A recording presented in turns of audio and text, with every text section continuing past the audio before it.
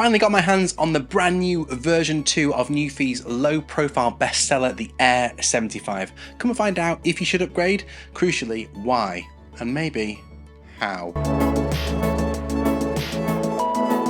But first, a brief history of the Nuphy Air75. If we wind the clock back to 2020, the company had just released an ambitious new profile keyboard, the new Type F1, and a year in they'd had a number of technical issues with the product and sales had not gone well. Budgets were stretched thin, and this new innovation, the Air75, was going to learn from the mistakes of the new type and either kill or cure the business. Well, it didn't just rescue it from going bust, but it spawned a huge range of mechanical keyboards that are now totally ubiquitous on tech YouTubers' desks and well loved by gamers and programmers alike. These are not easy audiences to please. Fast forward to 2023 and we're just about to see the latest version of their best seller release, and I wanted to share this advanced preview with you. Let's quickly unbox this and we'll see what you get.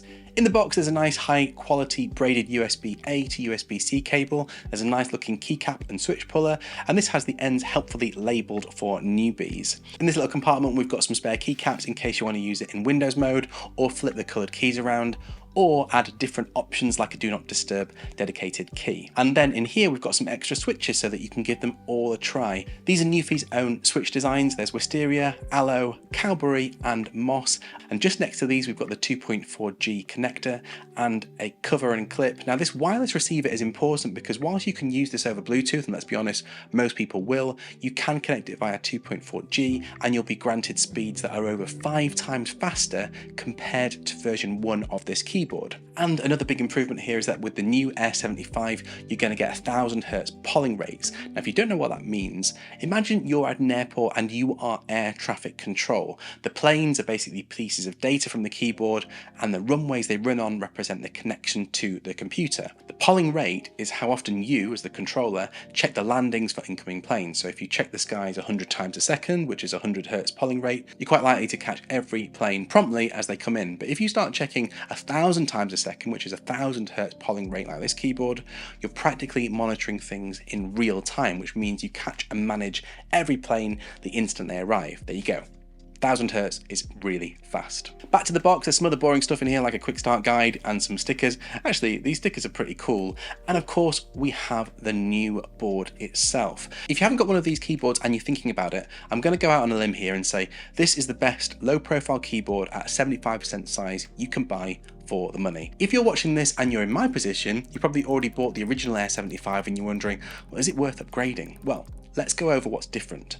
Firstly, let's look at the design, and the Air75 Mark II comes with a bunch of improvements. Multiple colour options for a start, so you can still buy the original Lunar Grey set, but there's now also an Ionic White as well as this Basalt Black, which is the set I was sent to review here. On each of these you're going to get the iconic mint green, yellow and peach splashes on the escape, space and return keys. Now if we flip things over, Nuphy have actually chosen to make the case semi-transparent, and the older case was also a bit transparent, but this is much enhanced on version 2 with this kind of frosted look. Nuphy say this backplate window is transformed into a nexus connecting the aesthetic to the technical, a gateway where fun merges with function. Well, I don't know about that, but I think it looks pretty cool. Elsewhere, there are a number of other changes. Nuphy had started developing their own Windows-only customization software before they eventually conceded to the more widely available QMK VIA-based software, which now allows you to customize pretty much any aspect of how the keyboard works, all the way down to individual key presses and even the lighting. And because it's VIA compatible, it means you can use this customization software on Windows, Mac, or even Linux. We're also seeing upgraded battery life with a 60% bump from the original's 2,500 mAh battery to 4,000 mAh on this new version. Now in real terms, Nuphy say that with a backlight off, this is going to give you 240 hours of usage before you need to recharge, compared to the version 1, which offers a 160-hour runtime. One of the things I've always loved about this keyboard is the use of magnets to add feet, which can be used to raise the height as well as use the keyboard in a stabilized way on top of a laptop keyboard. So these Air feet, trademark, are no longer magnets, but foldable feet that are now on version 2 and are also compatible with the latest M series of MacBooks.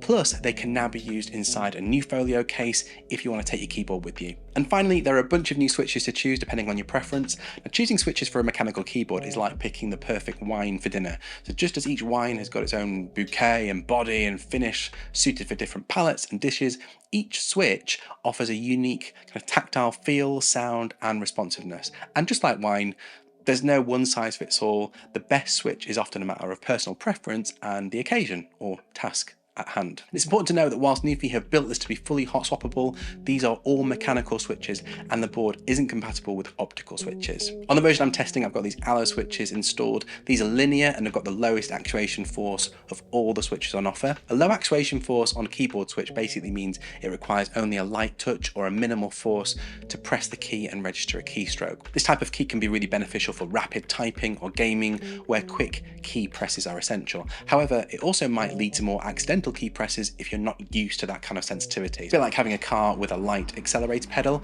It responds really quickly to a light touch. Nuphy have also announced some new switch options with this keyboard. There's Cowberry, which is their first silver switch designed for gamers. There's also Moss, which is a tactile bumpy switch similar to Wisteria but with a slightly higher actuation force.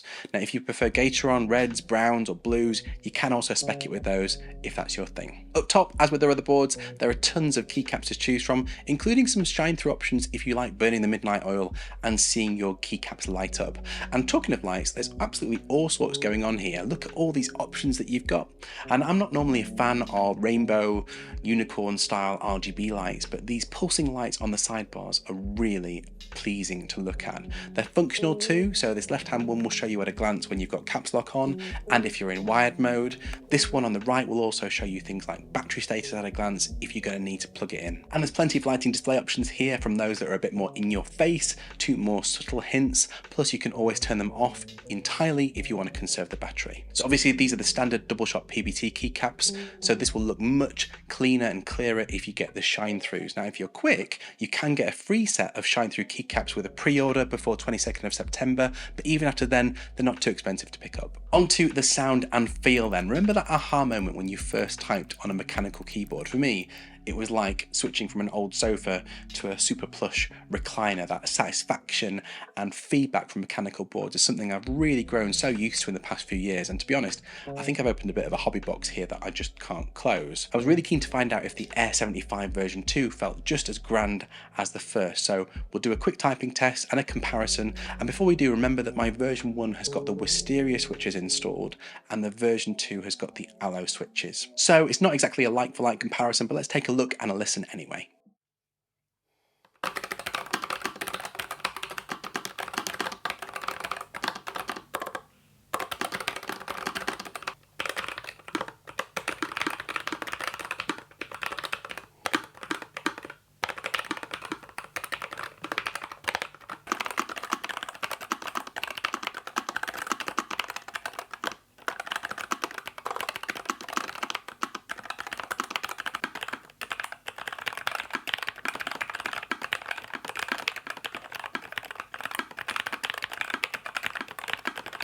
So this really surprised me. I'm not normally a fan of linear switches. I actually prefer the slightly clicky, tactile bump that you usually get with a brown, or in this case a Wisteria switch. But these alloy switches have really caught my attention, and I think they feel and sound fantastic to type on. Super accurate too, even over Bluetooth. If you were listening closely, you might also have picked up on listening to both of those typing tests that Nuphy have added a bunch of sound dampening materials, including foam and silicone, into their version 2 board. So this improves both the sound and feel of this board, and to me it instantly feels far more premium than version 1. So I wanted to finish off with a thought about upgrade cycles. I did feel a bit disappointed with the announcement of the Nuphy Air75 version 2 after having only recently switched to the Mark 1 edition, even though this is a couple of years old now. Well, I'm happy to say that with the version 2, Nuphy have improved on almost every aspect of the Mark 1 of the Air75.